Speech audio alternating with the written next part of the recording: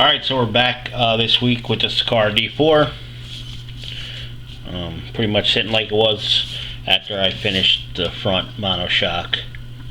So, I'm going to show you the parts I got, and we're going to tie up some loose ends, get the servo saber on, servo straight, the arm, and so I'm going to show you what I got. Alright, so here it is, as my tape falls back there.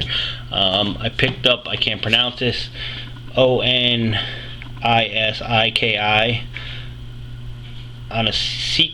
onisiki, whatever. I can't pronounce it. I picked up censored brushless electronic speed control from them, and a censored brushless motor. Let's see here. It's 13.5 turn censored brushless motor, and this is a 60 amp censored ESC. And then for the radio, I'm going with Futaba 3PV. They're kind of cheap, so I'll grab one of those. Alright, so we're going to check out the motor and the ESC. I was looking on a thread somewhere, I believe on Facebook, on a RC Drift page, and somebody was asking about an opinion about a motor and ESC, and they suggested this combo here. That's why I grabbed it. I really know nothing about it, so pretty nice motor. Let's see.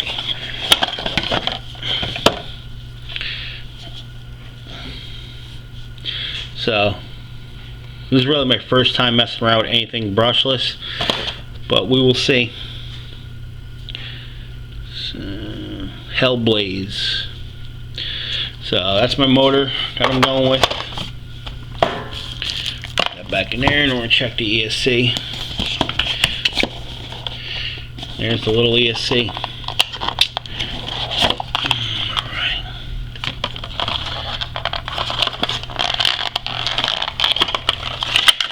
Nice little ESC.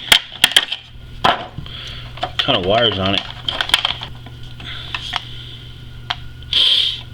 So that, what else is in the box? Some shrink tube, tape, some zip ties, and a user manual. Alright, so I'm going to start by putting some battery plugs on here. I'm going to go with Dean's. The good thing about these wires are already tinned, so they already have solder in them. So I just got to tin Dean's plug.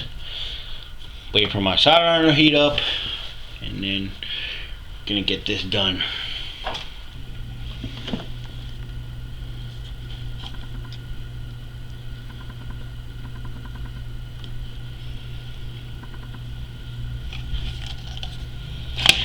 It's one done.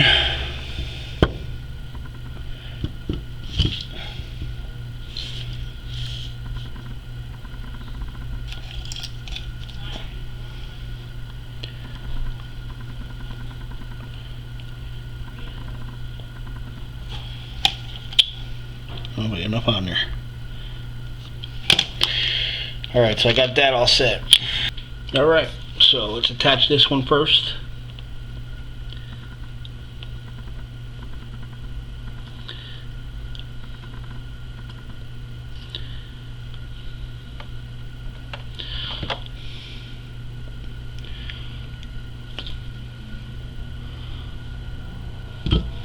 Ah, that was hot.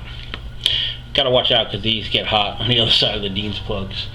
So I'm just gonna check the connection and then solder the other connection. Alright, so that one's pretty good. I'm gonna attach the second one. It's a little difficult just having two hands, but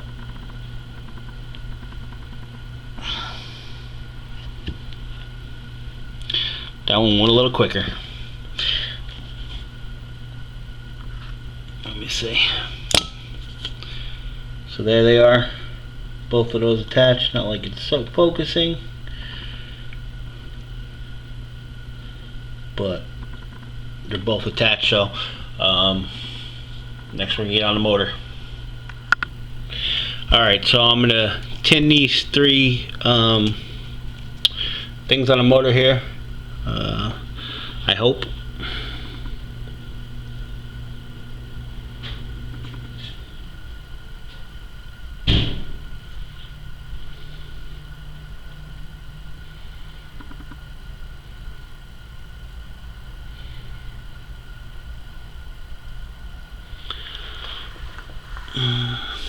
Trying to see.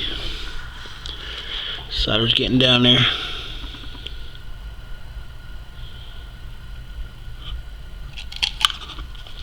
I should have probably drilled a hole in this thing instead, but it's not holding the motor perfectly.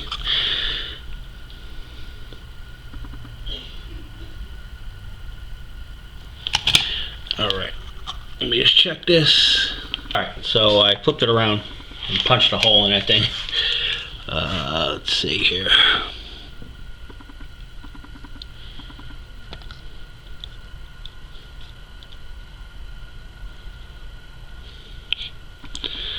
There we go. Now I'm feeling better about that. I'm gonna clean my soldering tip real quick. Alright, so I rigged up the container. I just cut it out to hopefully hold the motor steady as I work. But we're gonna hook these wires up.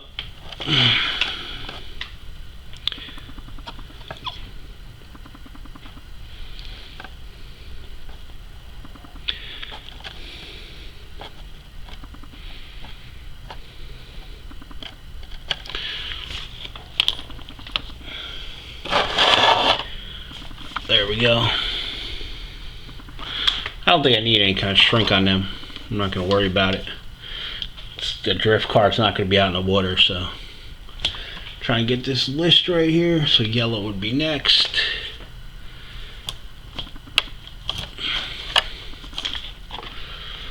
So all I'm going to do is add heat to this. Hold the wire in there.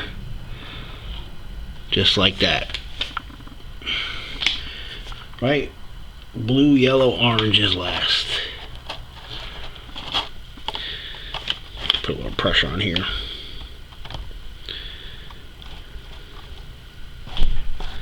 There we go. And we're done. Let it cool down a little bit before I touch it.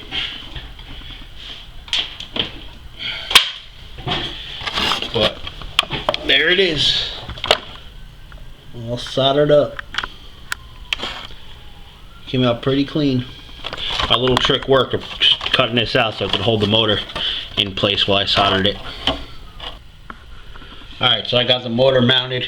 I kind of clocked it going backwards a little bit, like this part of it facing backwards, because it kind of sucked up the length of the wire. The wires are still pretty long, but it kind of pulls them back a little bit. So now I just got to figure out exactly how I'm going to mount the ESC and then the receiver. Alright, so I got it kind of wired how I want to go. Got them all zip tied. What is this? The resistor? I don't know if they call it that. I forgot what they call that. Oh, the capacitor. So I just double-sided the capacitor to the side of the ESC. Ran the plug that has to go to the receiver through the center. Ran a switch above the underneath the main brace, so it comes up here. And I don't have it actually mounted to the chassis yet because I want to make sure everything works before I do mount it in case there's any issues I have to mess with. That's where I'm going to mount it. Go receiver up here. And yeah, so bust open this radio and check this out. This is a Futaba 3PV. I went with this because obviously Futaba is a well-known brand, and the price, you can't go wrong. It's like $130 digital screen. So get this open.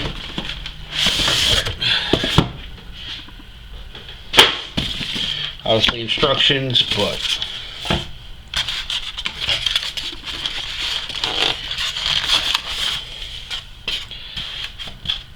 nice little radio.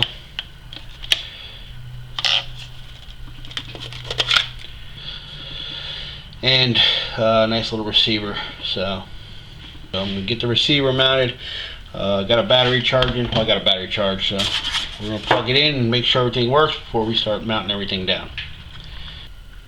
Alright, so I got the servo. Make sure the servo's straight. I'm about to attach the ball to the servo saver. This servo saver arm came with the kit, with the SCAR kit, so we're just going to use that for now because I have it. Turn my screwdriver so it's going the right way, and there we go. Just get this threaded in a little bit more. So I'm really liking the radio. The radio has a lot of stuff on it, a lot of features. It actually tells you there's a cutoff for the battery with the car. Well, that's also set up in the ESC and stuff, but the radio has a cutoff for the battery if the battery gets too low in the radio itself, so that's cool too. And it also tells you both voltages, so it tells you on the screen the voltage of the battery in the car and the voltage of the batteries in your radio, which is nice. So got that. Pull that screw out of there. Actually, let me get the arm on here. Pop the arm on there. Do I got the arm going the right way? I do. If we can get this going on there straight. There it is. And let's see how off I am. Oh, not by much. It's actually pretty good. I'll crush this down, I hope. Alright. Then put the screw in there in the servo. And that's all mounted up. I still don't know, there's still a glitchy noise coming out of the servo and I'm not positive what it is. It could be the sensitivity on the radio. There is a option to adjust the sensitivity of the steering. I guess so. I don't know if it's that. I'm not positive, so I'm just gonna power this back up and then turn the car on. Once that powers up, you hear that noise? Like, what is that? It's a servo. That's loose. Jeez, I gotta tighten that down, but definitely the servo moving a little bit. Ooh, the snap. Let me back this up a little bit. That's a pretty quick servo. So, why are my wheels so out of whack though? Definitely gotta look at the servo. It's definitely throwing it though. I gotta set the ends here a little bit too. I don't even know if the wheels will turn going that way. Ooh, that servo is fast. I like that. I also got one of those servos. That's the Racing hackgear servo. I also have one for my HPI. I haven't put it in there yet. My HPI Sprint 2. So Sprint 2 Drift. But I gotta figure out what that noise is coming. Why that noise is coming from. It could just be an endpoint. I might have to set the endpoints. I haven't set the endpoints on the servo. Alright, so I think that's going to be it for today. There's really no reason for me to go about, you know, having you watch me stick stuff down. But I'm pretty happy with the servo. I still don't know what that noise is though, which is a little bit worrisome. But it kind of sticks, it sounds like. Kind of like there's pressure on it, and I don't know why it's doing that. See, when you move the wheels, yeah. Is that because it's a digital servo? I don't know. So we're almost there. Basically, just gotta throw a pinion on it. Well, stick all the stuff down, throw a pinion on it, and it's pretty much moving. But we're not gonna do that today. So anyway, that's gonna be the video for today. Thanks for following along. Thanks for watching. Pretty happy how quick that is.